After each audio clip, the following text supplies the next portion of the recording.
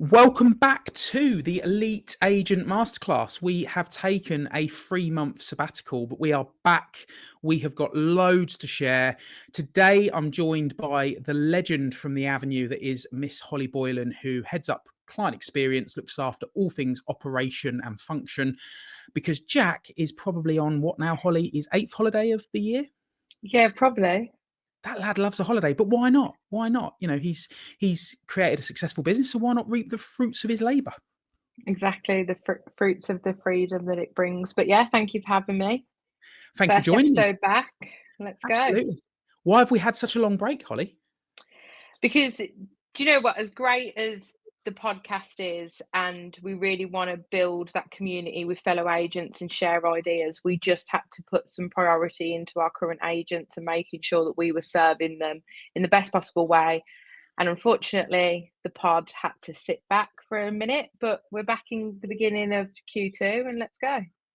Yeah, I think to add to that as well, to I guess contextualize what Holly has shared there, we've had within the Avenue brand, we've had 5 agents partner with us since our last pod recording. So we've also had a very busy period. I don't know whether anybody noticed, but we've had a stamp duty deadline to work towards, and so almost all of our time and attention was in supporting those new agents launch. And part of today's episode, we'll be talking about their launch, but more from the perspective of what they did, how they did it, and the results that those inputs generated.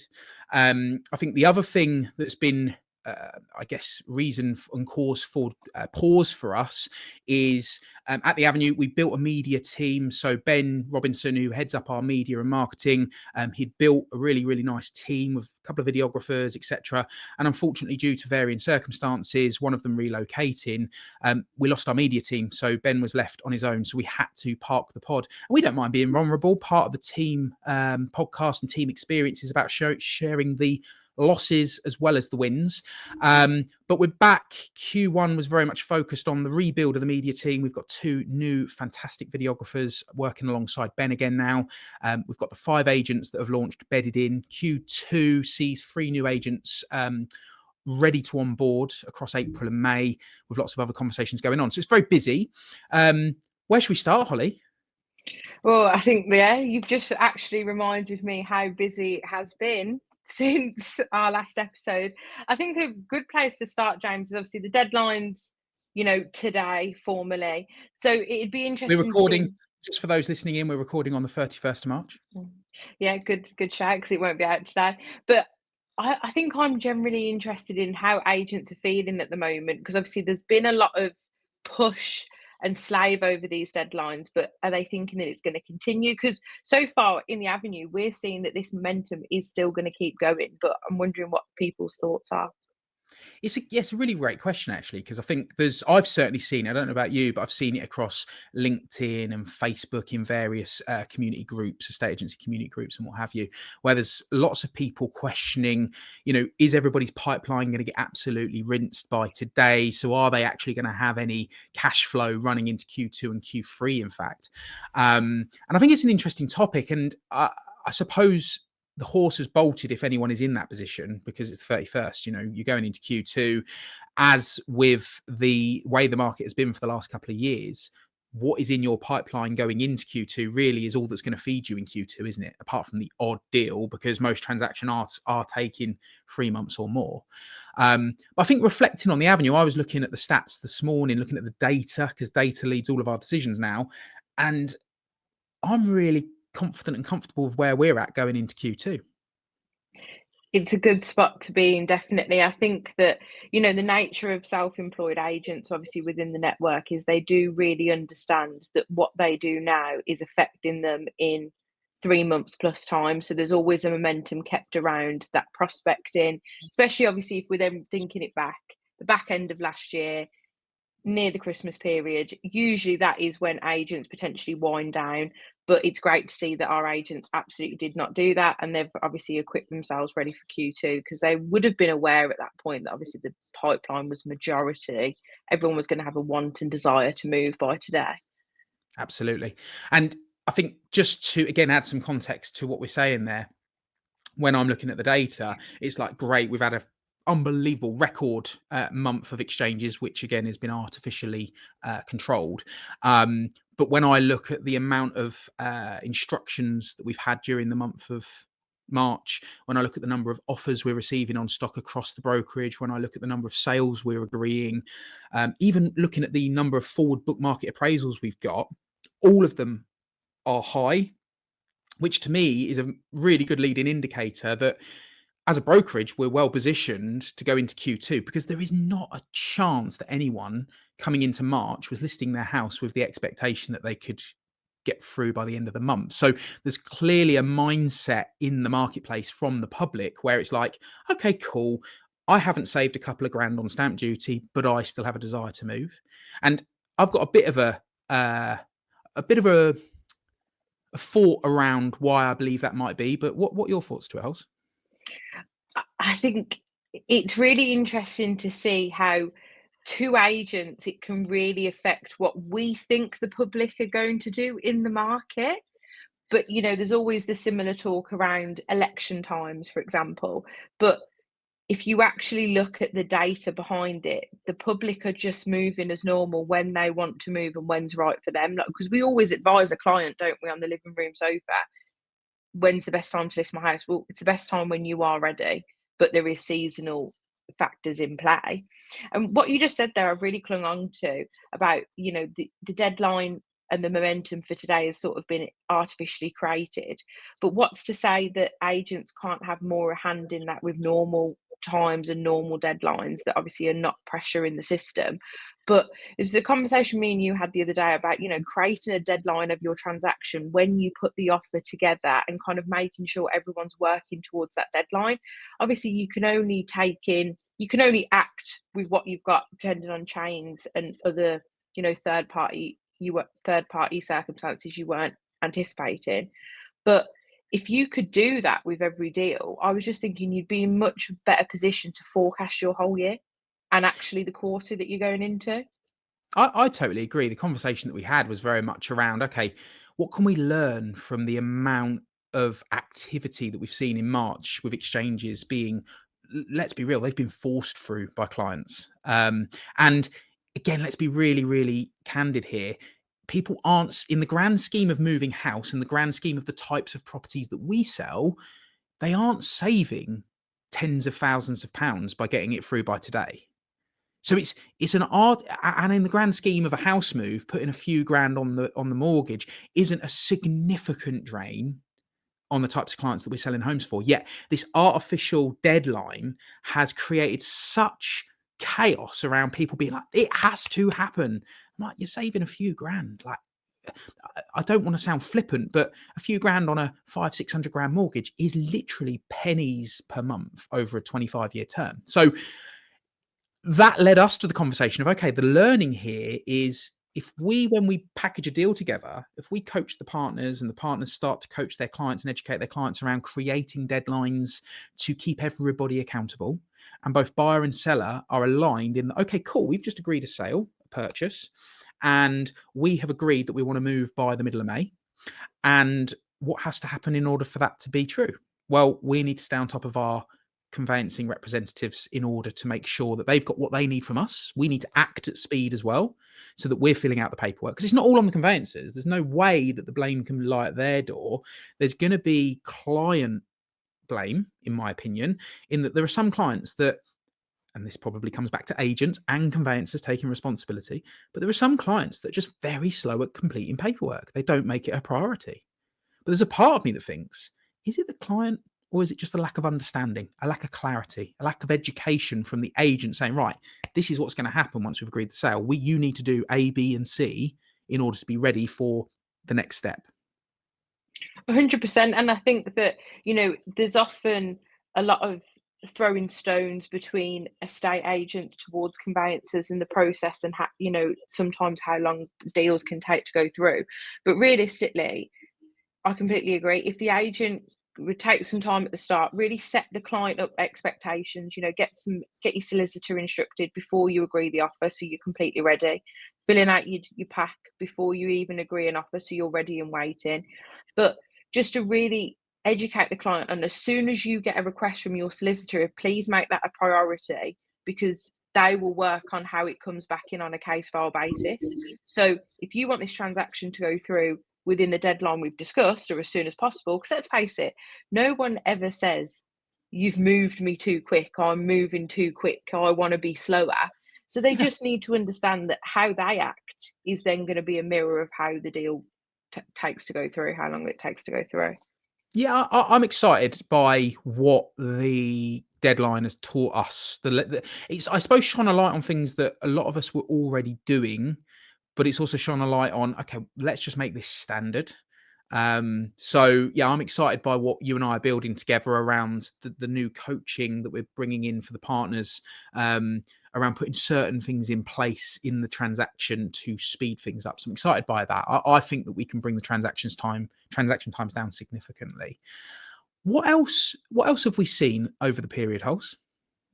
I think the launches of the new agents has been just great to see across Q1, and really they're already seeing reward for the inputs that they're putting in. We had an agent join us just prior to Christmas, a bit of a crazy time for someone to start their new business in a completely cold area, and they've already seen an exchange in Q1. And for me, that was just unbelievable to sit back and watch. So if anyone is looking to launch their business in the self-employed journey in Q2, what would be your advice, James? I think reflecting on those agents that we launched back end of last year and obviously Q1 of this, we've created, I suppose, a repeatable process that can be personalized to each individual. And they've all built fantastic pipelines. So the agent that you've just referred to that's had their first exchange already, that individual has already got a pipeline worth over 100K. And that has been built off the back of them having a fantastic launch into their area organically through socials. We'll talk about paid for ad campaigns shortly, but organic social media, their reach with their launch video that we did for them, their reach with their local spotlight content was absolutely phenomenal, to a point where he actually picked up the phone to us, didn't he, and said, the videos work that well that a client that I sold a house for 12 years ago in my former business has reached out to A, wish me well, and B, to let me know that she's got a property she wants to sell middle of this current year. It's like, that's what that is all about. And so he has built a fantastic organic business and is just now layering in paid for campaigns just to add a bit of rocket fuel to that. And then we've got the duo that we launched. I don't mind bearing reference to them because everyone knows who they are. So Bailey and Alice, that launched down in Essex, they have flown out of the traps. But what they did is took the decision to layer meta ads on top of their business, literally from the jump. And the impact that's had on their business has just been incredible. To have as many forward book market appraisals, as many listings, as many sales as they've already got. It's up there as one of the best launches, in my opinion, that we've had. Yeah, definitely. And to hear the feedback that they got from a client who reached out to them about, I've seen you absolutely everywhere. I know you're the ones who need to sell my house. And for any agents that are listening, James, that aren't familiar with like paid ad campaigns or meta ads, can you kind of give a brief breakdown of what that looks like for the agents and how they use it? Yeah, so part of the process I go through with each agent when we're onboarding, going through the foundations week, because we do a week-long onboard, is building out their marketing plan and asking the question, at what point do you want to introduce meta ads? Because it's not really an if, it's more of a when for them, because it does make such a phenomenal difference to their exposure, to their reach. So the initial launch that we do, so for Bailey and Alice as a prime example, we did a meta ad campaign around their local area spotlight content, their launch content. We did some lead magnet content.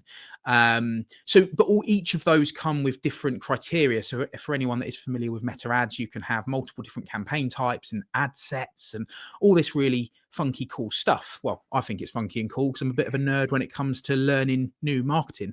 But it's really, really cool. And like today, as 31st of March, we get a message from Jake, who onboarded with us, 4 weeks ago. Already got a couple of absolutely beautiful listings under his belt, got a nice steady flow of market appraisals flowing through. And he messaged to say, absolutely amazing result. ads have gone live a few days ago that we set up.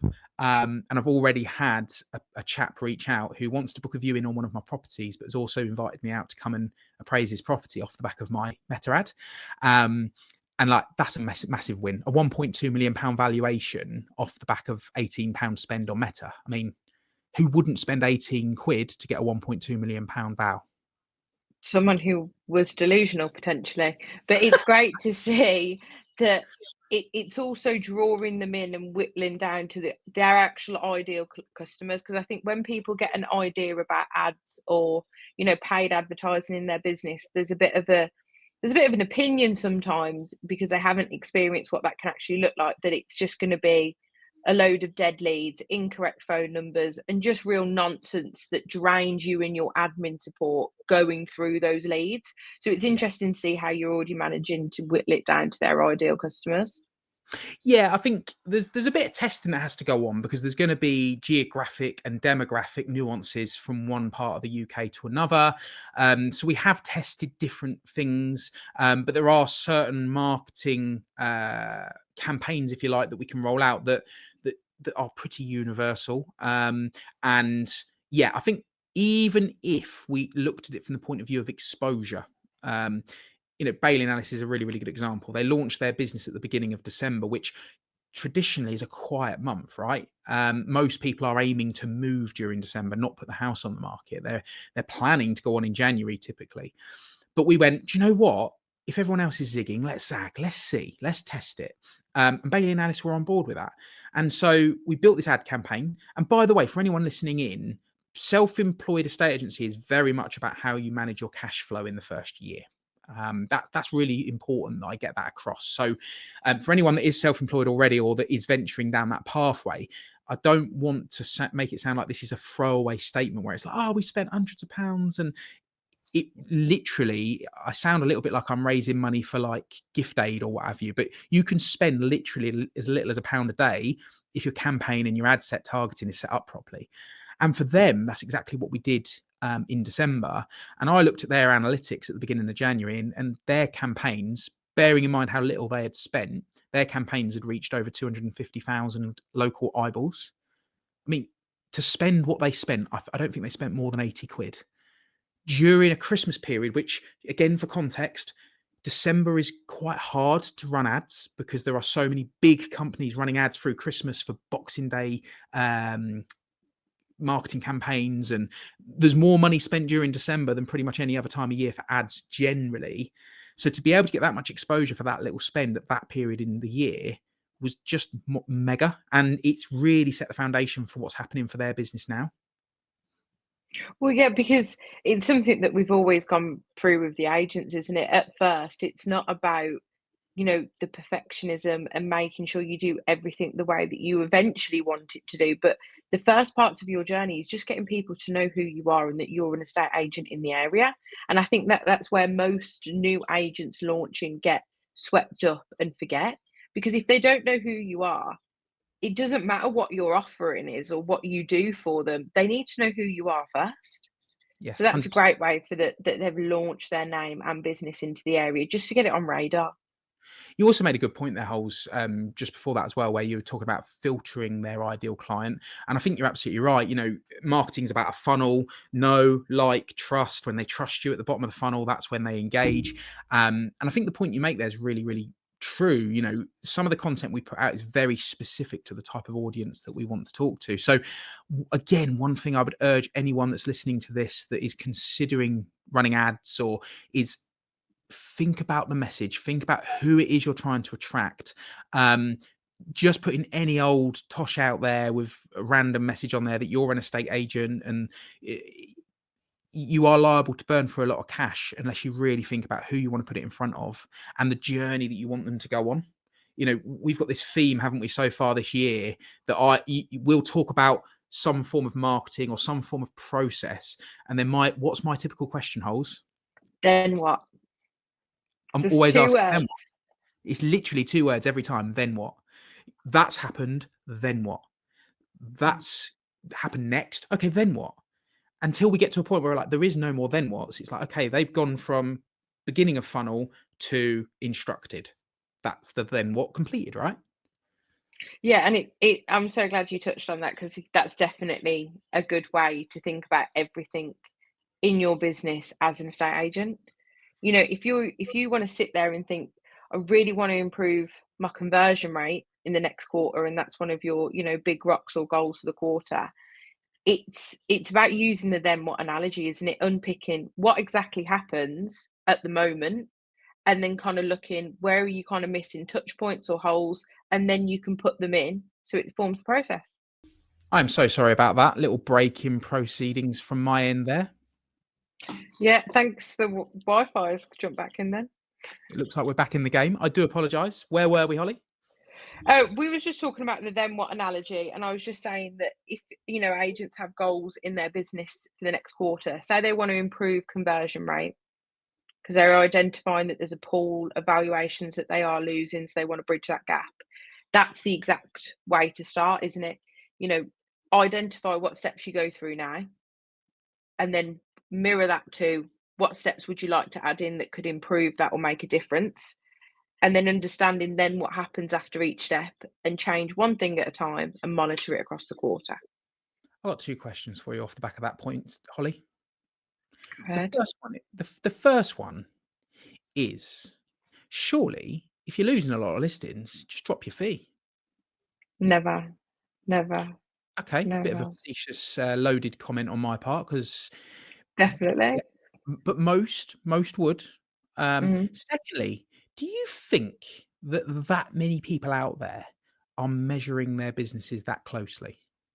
Do they really need to measure their businesses that closely? Surely they just generate a load of leads, they sit in a load of living rooms, they list a load of houses, they sell a load of stock, and away they go, and the cycle goes on.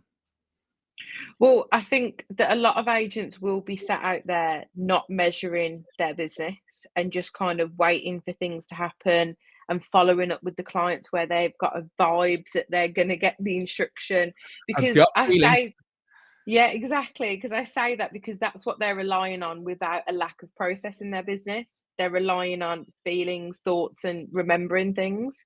When realistically, you could have a to-do list as long as your arm for the day and think everything is really important. But if you haven't measured your business, you don't know what's actually giving you, you know, up to 80% of the result. So you could be doing things that are so not worth your time and actually not worth the reward. But because you're not measuring them, you're still doing them, being more busy than you need to be in your own business. Does that make sense? To me, it makes total sense, Holly, because I knew where you were going to go with it. I loaded the question intentionally. And look, anyone listening and be like, well, you guys work together, you build this stuff. So, of course, you're going to ask those types of questions to make everyone else think about it. But that's the point, right? That's the point of the podcast. Why would people listen in to us if they didn't want to try and have some sort of takeaway from it? And so, I think we didn't pre-plan some of the stuff we've talked about. We pre-planned. We wanted to talk about some of the successes of the agents that have launched, but the value piece behind that, not just look at us. We've launched 5 agents and they're all doing really well. And so I hope people have got value from that. But we didn't plan what I'm about to share. But you and I are so aligned on it that I'm not going to put you on the back foot with it. So when we're talking about measuring their businesses, let's give some people some understanding of what they could be thinking about. And I just want to share a quick anecdote off the back of a coaching meeting. One of the agents came to my office last week and we spent an hour together. And I sort of said to him, okay, mate, like, what part of your business do you want to focus on today? Like what we looking at, what we dissecting? And instinctively, he talked about lead gen because it's like the go-to. It's the sexy part of the business, right? It's, marketing and generating leads and sitting in living rooms. It's the sexy part. It's the fun bit. It's the bit we all kind of really kind of wake up every morning and go, I want to do that. And we have a framework called iLaser. And I literally wrote it out on my whiteboard. I was like, okay, cool. So you want to talk about lead gen? How many market appraisals have you seen this month? And he was like, 16. And for our business, 16 MAs for a self-employed estate agent is a lot. 4 a week. Some people will be listening to this in certain business models where they're like, I see 4 a day. But this guy, he sees 4 a week. He converts over 50%. So he's converting, let's average it out at 2.5 a week. So he's listing 10 a month. So he's seeing 16, listed 10 last month. The average fee in his business is 5 grand. So he listed 50 grand's worth of new business last month. but he had only sold 3 until that point, and he's got a register that's starting to grow. So when we went through the eye laser framework like that, and I went, okay, cool. So the I piece is the input. So how much have you been putting out? Social media content, direct mail, ads, blah, blah, blah. Like, cool. That box looks good. How many leads have you actually generated? How many appraisals? Because that's the L, and then the A. Appraisals is the A. I've put I in the A as well. So appraisals and instructions. And then we get to the S, which is sales. And we're like, we don't need to discuss generating more leads today. We need to discuss how we generate more sales. And so from a measurable perspective, what sort of things based on that, what sort of things could be people implementing? Well, I mean, if sales is the focus, I think you need to really understand, on average, from you going live with the listing, how long is it taking you to sale agree a property? Because if you can start to look at the average in your business and the average in your area, one, it can help you with forecasting, but also it can help you identify, when a listing is falling behind. Because if you're not really measuring what's working and what's not, you could end up doing a lot of random things at a lot of random moments that feel like the right step to take. Whereas you're not informed with any data to make the decision of where the problem is. I'm smiling because you're using words that a lot of, and I don't mean this disrespectfully. If anyone's listening in, and if you're a business owner and you're listening in, you're likely to be like, yeah, we do that, we do that, we do that, we do that. But if you're an estate agent that's become self-employed, or you are an estate agent looking to become self-employed, a lot of the language we're using, forecasting, etc., it isn't going to be common language. It's not going to be something that's at the forefront of an estate agent's mind. And that's one thing I really want to touch on there is you have to get into the headspace where you are transitioning from being an estate agent to a business owner. If you keep your estate agent hat on and you don't start to think like a business owner, one of two things happens. You end up with a lot of stock that you can't sell, or that is causing you a headache, or that means you've got to start employing lots of staff to support the fact that you've got lots of stock, but you end up running out of money because you Yeah, spend loads and of time just doing the wrong things and you run out of cash, or you make business decisions based on gut feeling rather than evidence. And so I just want to touch on that because I think one of the key measurables that people need to put in play at a very, very basic level, and we build this out with our agents when we on board, is like, what is your goal for this year? Like, we have to measure it. So therefore financial. What is your financial goal for this year? Okay, cool. What are we aiming for is your average monetary, not percentage, monetary fee. What's your average fee going to be in your business? Don't worry about averages in your area. Don't worry about what everybody else charges. Let's focus on what you are worth. Okay? Because what everyone else is doing becomes irrelevant if you can stack what you're doing with loads of value. So that's part of the meat and bones of what we then do on the Foundations Week is, okay, cool. That's what you want to earn. That's how much each transaction is going to be worth to you. Then let's work on how many exchanges does that need to represent? What percentage of your sales are going to exchange? Because you're highly unlikely to exchange on everything. So let's be real. Then how many of your listings will sell? Again, you're not going to sell everything. Then working out how many market appraisals you see will list and how many how much output. So for example, if you're going to have direct mail as one of your strategies, having a guideline as to how many letters you need to send before you generate an MA. And so we've got all of that work backwards. We've got the averages from the business. And so we've got it all work backwards. So we can go, right, if you do X, you should get Y. And if you don't get Y, we've got to look at the journey. What's happened that's gone wrong? yeah, and having the process, I know it sounds exactly what you said, like boring and foreign, and why do you go and run your own business if you've got to sit there and forecast?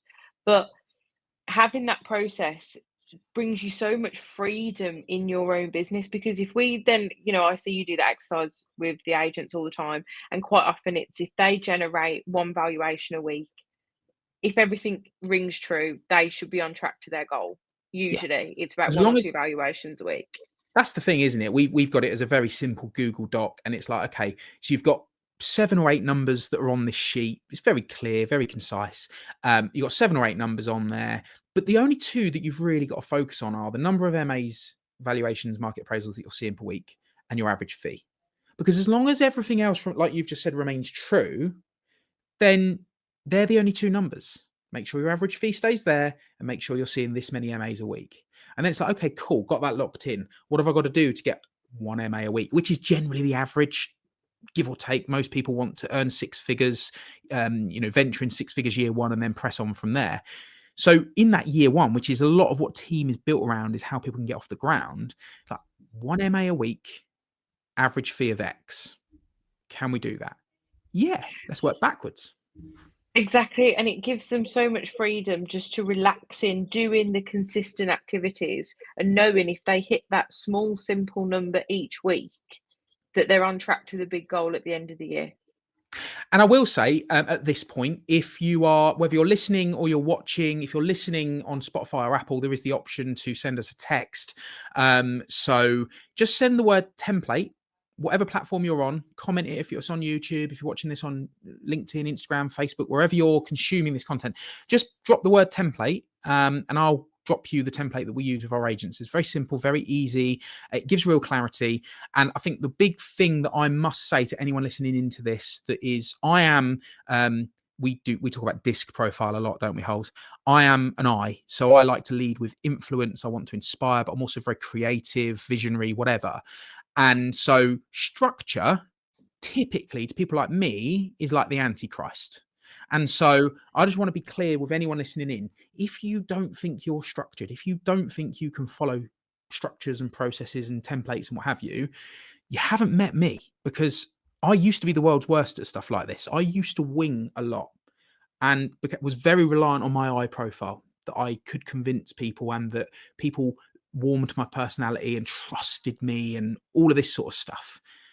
But I promise you, if you're anything like me, as soon as I implemented certain structures into the way in which I work, measuring my business, looking for the bottlenecks, then working on releasing those bottlenecks, because I promise every time you find a bottleneck and you release it, it just creates a bigger problem somewhere else. That's just the way business works. It's never going to be perfect. It's just a case of finding the bottlenecks and then undoing them and releasing them. And so for me, it removed anxiety, it removed overwhelm, it removed so much stress, because all I have to do is look at my measurables and go, there's my blocker. And I've created templates. We've got the scorecard for the Avenue, haven't we? And each member of the leadership team owns certain numbers on the scorecard. We review that every Monday. And there's probably now, 26 different measurables on that scorecard? Yeah, it's definitely grown. Yeah, it's growing, but that's because we're paying more close attention to certain things, because we've released bottlenecks and then gone, okay, we now need to measure this piece because that's created a bottleneck over there. But how much further have we moved forward because of it? Because we're just looking at this every week and going, okay, is the number on track or off track? We forecasted to do X. It's either hit Y or it's not hit Y. Cool. Now what? Then what? What exactly? Because having the data also, it's easy to sit back and go, well, I'm not sure why we didn't hit, for example, revenue goal in a quarter, a business owner might think. But if you have that data at your hands, you know that one, when you're in the quarter, that you're not going to hit it unless you're going to have a magical last week. But you know instantly where the problem is within the business and where to look, because it lays out the story, doesn't it, from start to finish? The numbers So we tell a know story. instantly where we're going. Literally, the scorecard tells a story, and it literally is the journey of iLaser, but in a much more complex way, because it's obviously the entire brokerage. But it's very simple to look at it and go, okay, cool. How many MAs have we seen as a group this week? Cool, tick. That's green because it's color coded. Like, I love a bit of color and I love a number. So great, that's green. Don't need to talk about it. Move on. It's hit what we projected we wanted to hit. How many forward booked have we got? Great, it's green. Move on. How many instructions have we got? Great, it's green. Next. And then it just flows. And then we look at that conversion rate between MAs we've seen and instructions that have been listed. But this isn't like corporate world, for any of you who are listening, that in corporate world where it's like KPIs and crack the whip and dangle a carrot that's a mile down the road, which I can't reach ever because it just keeps getting moved out. Every time I hit the goal, the carrot gets further away. It's not like that. It's like, okay, cool. What is potentially causing the block? What can we do to help support, coach, for example, and, sharing this freely? I said, it's interesting. I measured this 2 weeks ago and our conversion rate was 44%, I think, if I remember rightly. And I remember messaging you and Ben, and I was like, okay, cool. So conversion rate is 44%. Our aim is to get it to at least 50. If we move the dial by 6%, that would represent, based on our average fee and income into the property, into the business, 6% change will represent X. It was a lot. It was a significant amount of money, right? So what do we have to do as a brokerage? What we do that can help turn that 6% dial. So we started looking at the pre-valuation nurture campaigns. We started looking at the way in which we deliver the meta ad campaigns pre-valuation. We started looking at the way we're coaching the partners in terms of that pre-call process that all of the agents go through to ensure that they're taking clients from maybe 0 in terms of their knowledge of the business and understanding of it to a 6. Because we have this scale where we want to measure like how far along the line do we feel a client is before we even meet them. Like, what do we have to do to then tip them over the edge? And all of a sudden, it just presents such clarity, right? Well, yeah, because if that was the other way and it was Holly and Ben, Wednesday afternoon, how can we bring in an X, more to the business? It would have been a head scratching activity where we would have been scrambling around for answers. But when you look at what you need to change and by how much percent, what that brings in, you instantly just start seeing small 1% ideas that could make up the 6% change. And that's that's so much more digestible as well for like team members and actually bringing more value into the business because the story is already kind of guiding them where they need to look. All about the 1%, the Kaizen philosophy, the Japanese philosophy of Kaizen, making marginal change over time. Make 1% change every day and you're 37 times better off come year end. So who wouldn't want to be 37 times better this time next year? And so, yeah, there's so much that we've shared there. And I just want to make sure that from the Elite Agent Masterclass perspective, from the pod, from the content we share, that there's so much value that people can take away. I have a feeling that based on some of the conversation we've had today, because I've got excited and carried away, I'm a complete data nerd nowadays. So if I've shared anything or Holly has shared anything where you're like, I'd like to pull on that thread a little bit more. I'd like to understand a little bit more about how they do that. Or do you know what? Even if it's at a point where you're like, my business needs measurables. I need to know what my North Star is. I need to know what I'm working towards. Then just reach out. We're more than happy to give a steer, give help, give some insight. We're obviously not going to give away all our secret sauce. That's part of the beauty of partnering with the Avenue. But if you do want a bit of help or assistance, then we're only too pleased to ever help. And equally, if there are any topics that you would like me and Holly or me and Jack, or I'm away in a couple of weeks' time, so it'll be Jack and Holly possibly. If there's anything that you would like us to deep dive into, then please feel free to drop us a line on whichever platform you're on, DM us, send us a text, drop us a comment in the below. But I'm glad to be back. I've really enjoyed recording this fresh episode of the pod.